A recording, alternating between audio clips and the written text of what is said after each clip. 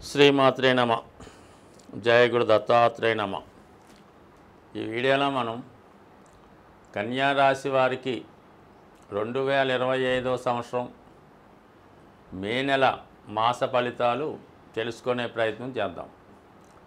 కన్యా రాశి వారికి ఈ నెల 18వ తారీఖు వరకు రాశి అందే కేతుగ్రహ సంచారం జరుగుతుంది. సో దాని తర్వాత కేతువు 12వ స్థానంలోకి, దాని తర్వాత కేతువు 12వ స్థానంలోకి మారడం జరుగుతుంది.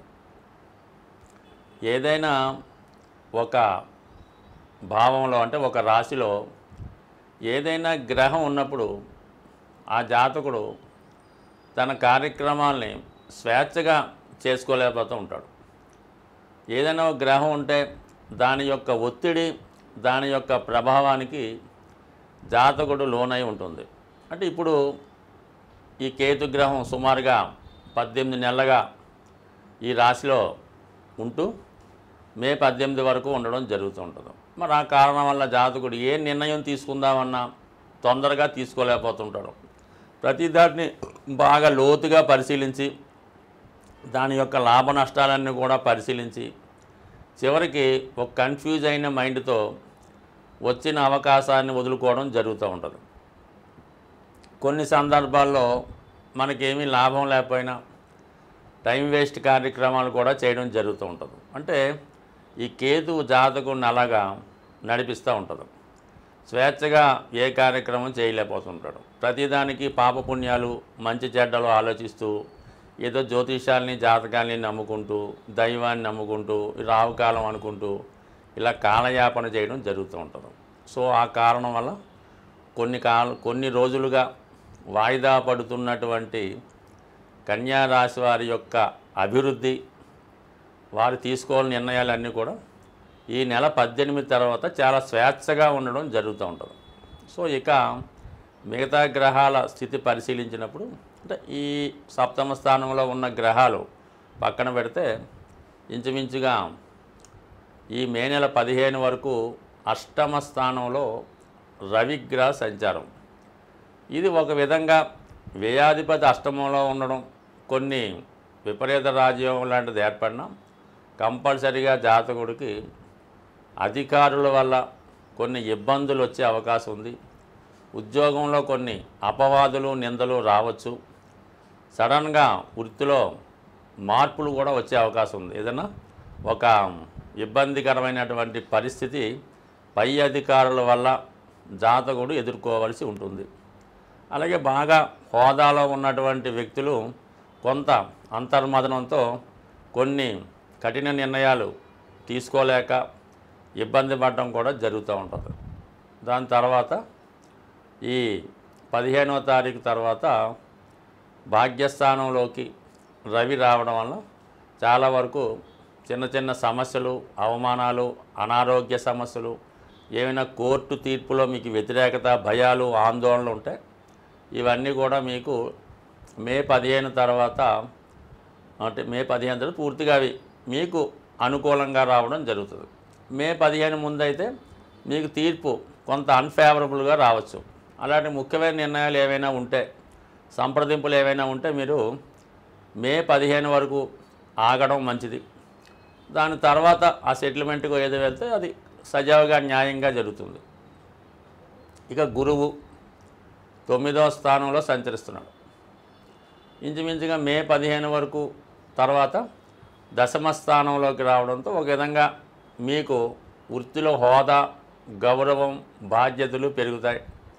దశమంలో ఉన్నటువంటి గురువు ధనస్థానాన్ని చూడటం వల్ల కుటుంబ ఆదాయం పెరుగుతుంది. కుటుంబంలో శుభకార్యాలు జరుగుతాయి.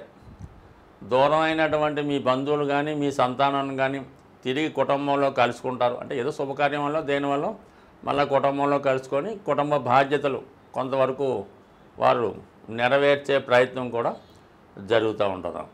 అలాగే కొంతమంది ఈ సమయంలో ఒక స్థిరాస్తి లాంటిది కొనుక్కోవడం కానీ ఏదైనా ముఖ్యమైనటువంటి ప్రయాణాలు ఏమైనా చేయడం కానీ జరుగుతుంది. అంటే మొత్తం మీద భాగ్యంలో కన్నా గురువు దశమంలో వృత్తి వ్యవహారాల్లో కొంత అనుకూలమైనటువంటి పరిస్థితి ఇవ్వడం జరుగుతుంది.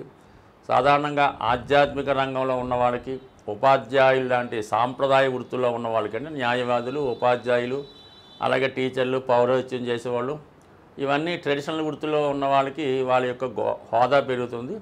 అలాగే ఏదైనా మీరు ఈ రంగాల్లో ఏదైనా విద్యా సంస్థలోనో ఎండోమెంట్ డిపార్ట్మెంట్లోనో ఉద్యోగం కోసం ప్రయత్నం చేస్తుంటే ఈ సమయంలో అది నెరవేరే అవకాశం ఉంది. ఇక ఫైనల్గా మీకు శుక్రగ్రహం ధన భాగ్యాధిపతిగా సప్తమ స్థానంలో ఉన్నటువంటి శుక్రుడు ఈ రాశిలో ఉన్నటువంటి స్త్రీలకి చాలా గొప్ప ఫలితాన్ని ఇవ్వడం జరుగుతుంటుంది. వాళ్ళకైనా ఉద్యోగ ప్రయత్నాలు ఫలిస్తాయి. అటు మీ భార్య కన్నా కానీ, మీ కుటుంబంలో మీ కుమార్తెకో, మీ సంతానానికో, మీ సిస్టర్స్కో వారికి కానీ ఏదైనా ఉద్యోగ ప్రయత్నాలు ఫలిస్తాయి, అటు వివాహ ప్రయత్నాలు ఫలిస్తాయి. అలాగే వాళ్ళు ఏదైనా ఒక వృత్తిలో బాగా ప్రావీణ్యం సంపాదించి ఉంటే అందులో ఒక సినిమా రంగం అనొచ్చు, ఒక మీడియా రంగంలో ప్రవేశించవచ్చు, ఏదైనా సాఫ్ట్వేర్ లాంటి పెద్ద పెద్ద సంస్థలో కానీ, రైల్వేస్ లాట్లో కానీ, సినిమా పరిశ్రమల్లో కానీ ప్రవేశించడానికి చాలా వరకు స్త్రీలకి ఎక్కువ అవకాశం ఈ ఈ రాశి వారికి రావడం జరుగుతుంది.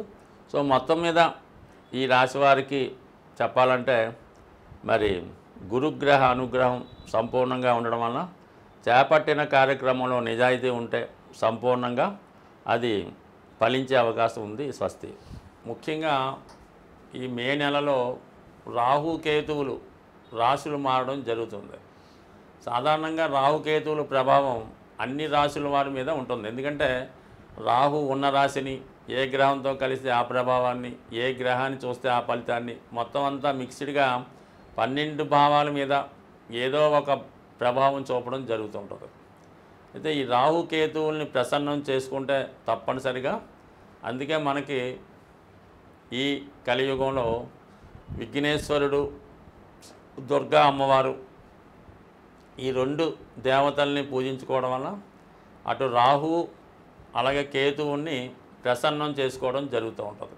తరచూ పనులు వాయిదా పడుతున్నా, ప్రారంభించిన పని పూర్తి కాకుండా ఉన్నా కేతువు యొక్క ప్రభావం ఉంటుందని గమనించి చాలా వరకు విఘ్నేశ్వరుణ్ణి పూజించుకోవలసి ఉంటుంది.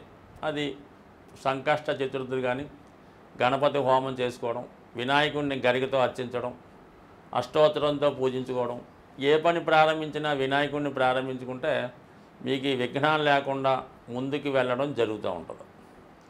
అలాగే రాహు ప్రభావం ఏ విధంగా ఉంటుందంటే ఇతరుల చేతిలో మోసపోవడం, అలాగే పెద్ద పెద్ద అవకాశాలు వచ్చినట్టే వచ్చి వెళ్ళిపోవడం జరుగుతూ ఉంటుంది. అలాగే జాతకుడికి వ్యసనాల మీద ఆసక్తి మళ్ళుతూ ఉంటుంది. విషయాన్ని ధైర్యంగా ముందుకు చెప్పలేకపోతుంటాడు, ఏదో విషయాన్ని దాయడం జరుగుతూ ఉంటుంది. కొన్ని నిజాయితీగా వెళ్ళలేకపోవడం, ఏదో ఒక బలహీనతకి లోను కావడం, ఇలా జరుగుతూ ఉంటుంది. అంటే రాహు ప్రభావం ఏంటంటే చట్టానికి వ్యతిరేకంగా ఉంటుంది, మన సాంప్రదాయాలకి విరుద్ధంగా ఉండడం జరుగుతూ ఉంటుంది. ఈ లవ్ మ్యారేజ్లు, ఇంటర్ క్యాస్ట్ మ్యారేజ్లు, ఈ చిన్న పెద్ద లేకుండా తారతమ్యం లేకుండా వివాహాలు, ఇవన్నీ కూడా రాహు ఏంటంటే పొల్యూట్ చేస్తుంటాడు, మన ధర్మాన్ని పాడు చేస్తుంటాడు, మన చట్టాన్ని నాశనం చేస్తుంటాడు, మన వ్యవస్థని పాడు చేస్తుంటాడు. ఇవన్నీ లేకుండా ఉండాలంటే మరి అంటే జాతకుడు తను తాను సంస్కరించుకుంటూ దుర్గా అమ్మవారిని ప్రతి శుక్రవారం అమ్మవారిని కుంకుమార్చన చేసుకోవడం కానీ, దుర్గా అష్టోత్తరం పారాయణ చేసుకోవడం మంచిది. అమ్మవారికి ఏదైనా నిమ్మకాయల దండ వేయడం కానీ, ఏదన్నా నైవేద్యంగా పులగం లాంటిది నైవేద్యం పెట్టడం వల్ల, అలాగే గుమ్మడికాయ సమర్పించడం వల్ల, ఇవన్నీ చిన్న చిన్న పరిహారాలు వాళ్ళ టెంపుల్లో ఆచారాన్ని బట్టి, అక్కడ ఉన్నటువంటి సాంప్రదాయాలను బట్టి ఉండడం జరుగుతూ ఉంటుంది. బట్ ఏదైనా తరచూ విఘ్నేశ్వరుని, కనకదుర్గ అమ్మవారిని, ఏదైనా ఒక శక్తి స్వరూపాన్ని ఆరాధించడం వల్ల కంపల్సరీగా జాతకుడు రాహు పెట్టే ఇబ్బందులు, భయాల నుంచి బయటపడే అవకాశం ఉంది. వీటన్నిటికన్నా మరి చక్కగా లలిత సహస్రనామాన్ని నిరంతరం, అంటే రోజుకొక నామం చదువుకున్నా సరిపోతుంది. ఆ నామాన్ని, ఒక నామాన్ని ఎన్నుకోవడం, దాన్ని ఒక 18 సార్లు, 16 సార్లు, లేదా 108 సార్లు చదువుకోవడం, మళ్ళీ ఇంకొక రోజు ఇంకొక నామాన్ని అర్థంతో సహా తెలుసుకొని దాన్ని సంపూర్ణంగా మనస్ఫూర్తిగా ధ్యానం చేసుకోవడం వల్ల అటు రెమెడీగాను పనిచేస్తుంది, అటు ఐశ్వర్యాన్ని ఇస్తుంది. బట్ ఏదైనా దీన్ని మించినటువంటి రెమెడీ ఇంకోటి లేదనే చెప్పచ్చు. ఏదన్నా ఇతరులు చేయడం కన్నా సొంతంగానే చేసుకోవడం మంచిది. అంటే మా అమ్మాయి ఇవన్నీ చదవదండి, మా అబ్బాయికి కుదరదండి, మేము చేయొచ్చా అండి అంటే మీరు చేయొచ్చు, కానీ ఎవరికి వాళ్ళు చేస్తేనే ఈ ఫలితం తొందరగా వచ్చే అవకాశం ఉంటుంది తప్ప మీతో ఇతరులు చేయడం వల్ల ఏంటంటే ఏదో కొంత ఫలితం వస్తుంది, కానీ ఏదో 10 సంవత్సరాలకో 20 సంవత్సరాలకో వస్తుంది. అదే మనం చేస్తే అది శీఘ్రంగానే రోజుల్లో వచ్చే అవకాశం ఉంటుంది. స్వస్తి.